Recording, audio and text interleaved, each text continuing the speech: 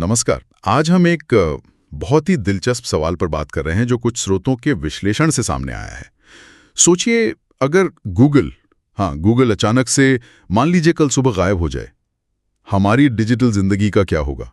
हम रोज कितनी बार search, Gmail, maps, न जाने क्या क्या इस्तेमाल करते हैं। अगर ये सब बंद हो गया तो चलिए इस पर थोड़ी गहराई से चर्चा करते हैं। शुरुआत करते सबसे बड़े झटके से जो शायद फौरन महसूस होगा, गूगल सर्च का बंद होना। हाँ, सर्च इंजन।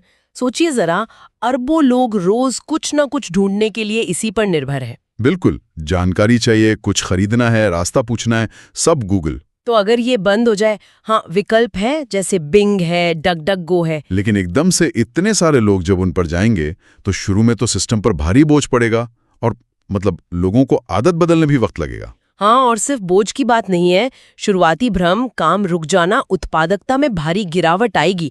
कम से कम कुछ समय के लिए तो जरूर। सही कहा। अच्छा, सर्च के बाद एक और बड़ी चीज है जीमेल। जीमेल। दुनिया भर में करीब 1.8 अरब, शायद उससे भी ज्यादा लोग इस्तेमाल करते हैं। हाँ, और अगर वो बंद हो गया तो अचानक से आपके सारे ईमेल्स, जरूरी फाइल्स, अटैचमेंट्स, कॉन्टैक्ट्स सब गायब। और गूगल कैलेंडर भी तो उसी से जुड़ा है। मीटिंग्स, रिमाइंडर्स, सब हवा में। कारोबारों के लिए तो ये एक भयानक सपना होगा। बिल्कुल।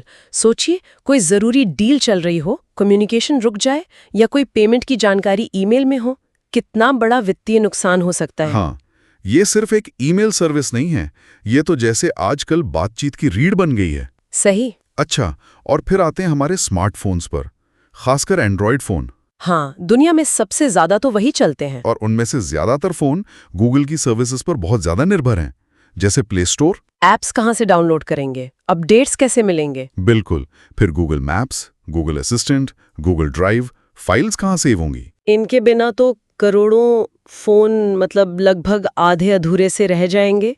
इस्तेमाल करना बहुत मुश्किल हो जाएगा। हाँ, ये निर्भरता बहुत गहरी है, डिवाइस ही ठीक से काम ना करे शायद। अच्छा, गूगल मैप्स की बात निकली है तो उसका गायब होना भी कोई छोटी बात नहीं होगी। हाँ, रोजमर्रा की जिंदगी में कितना इस्तेमाल होता है, रास्ता ढूंढना, आसपास की जगह खोजना। और सिर्फ हम आप ही नहीं, सोचिए वो सारी सर्विसेज जो मैप्स पर चलती हैं, फूड डिलीवरी है, कैब सेवाएं हैं, उबर, ओला। अरे हाँ, उनका तो पूरा बिजनेस मॉडल ही मैप्स पर टिका है। लॉजिस्टिक्स कंपनियां जो सामान पहुंचाती हैं। बिल्कुल, सब ठप पड़ सकता है। लोगों को कहीं आना जाना, कुछ भी ढूंढना अचानक से बहुत ज्यादा मुश्किल हो जाएगा। ये दिखाता है कि कैसे एक अकेली सर्विस हमारी रोज की जिंदगी से कितनी गहराई से जुड़ गई है। और YouTube, उसे कैसे बोल सकते हैं? वो सिर्फ गाने सुनने या वीडियो देखने की जगह नहीं है। नहीं, बिल्कुल नहीं। वो तो दुनिया का दूसरा सबसे बड़ा सर्च इंजन भी है। लोग वहाँ सीखते हैं, खबरें देखते हैं। और लाखों क्रिएटर्स हैं जिनकी कमाई का जरिया YouTube है। अगर वो बंद हो गया तो उनकी तो आमदनी रातों रात बंद। और वो अरबों घंटों का कंटेंट, जिसमें पढ़ाई लिखाई से लेकर मनोरंजन और खबरें तक है, वो सब कहाँ जाएगा? एक बड़ा झटका होगा ये। ज्ञान के नुकसान की बात भी अहम है ना? हाँ, बिल्कुल।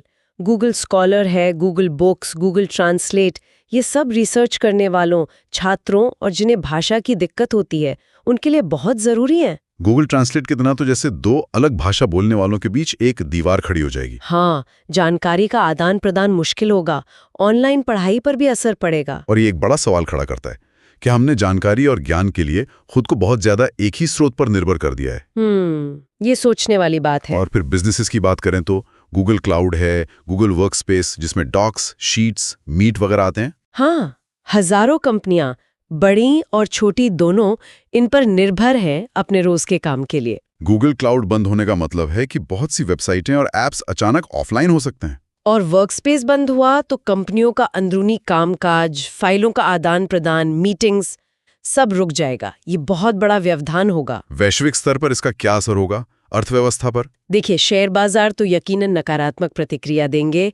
टेक्नोलॉजी की दुनिया में एक बहुत बड़ा खालीपन सा महसूस होगा। हाँ। ये हो सकता है कि माइक्रोसॉफ्ट जैसी कंपनियां जिनके पास बिंग सर्च है, एज़्योर क्लाउड है, या फिर एप्पल, इनको शायद फायदा हो। मौके का फायदा उठाने की कोशिश तो करेंगे ही। हाँ, और नई कंपनियां भी उभर सकती हैं इस खालीपन को भरने के लिए। लेकिन गूगल का जो पैमाना है और जिस तरह उसकी सारी सर्विसेज आपस में जुड़ी हुई हैं, वैसा कुछ दोबारा बनाने में महीनों या शायद सालों लग जाएंगे। ये पूरी स्थिति डिजिटल दुनिया में एक कंपनी के प्रभुत्व को भी दिखाती है ना? अगर करता है तो अगर संक्षेप में कहें, गूगल का अचानक गायब हो जाना एक तरह से डिजिटल ब्लैकआउट जैसा होगा। डिजिटल ब्लैकआउट, हाँ सही शब्द है। इंसान तो खैर अनुकूलन कर ही लेता है, हम नए तरीके ढूंढ लेंगे, लेकिन जो शुरुआती झटका होगा वो बहुत बड़ा होगा, बहुत उथल-पुथल मचाने वाला होगा। तो इस पूरी चर्चा का निचोड़ क्या है? मतलब हम इससे क्या सीख सकते हैं?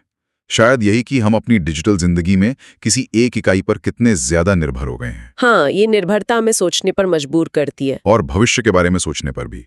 क्या हमें एक ज्यादा मजबूत, ज्यादा लचीला डिजिटल ढांचा बनाने की जरूरत है?